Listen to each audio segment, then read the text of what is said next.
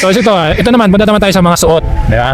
1, 2, 3, and 4. Kanino bagay yung Cars na t-shirt? Gusto ko si Siya naman, Si Jillian Ward yan? Jillian Ward sa'yo. Yes. Why? Pwede mo i-describe? Hindi, bagay lang taga sa kanya kasi yung yung hinahanap niya rin medyo pumapatok sa mata nung Nung Cars? Yes, nung Parang- Cars.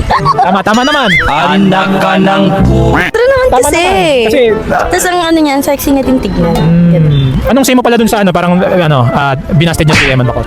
Hindi, totally naman, friends lang naman talaga Friends sila. lang, okay. Oo, tapos eto kasi si Eman, may gusto kay Jillian Ward. Kasi crush niya nga daw, pero totally hindi naman talaga. Parang tingin mo, Kasi si Jillian Ward, meron talaga siyang boy, maniligaw. oo, yun yun. Si Rahil, Yes. Mas bagay ba si Rahil kaysa kay Eman?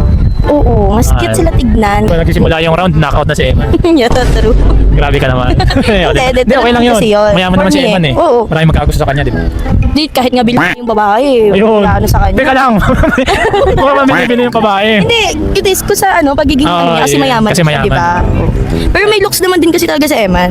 Pogi naman din talaga siya. Okay, pero para sa'yo talaga, yun nga, yung suot na is yung kay Jillian Ward, yung Cars. Kasi putok yung Bugelya. bugelya. Yan guys, pag may putok yung bugelya nyo sa yellow basket yan.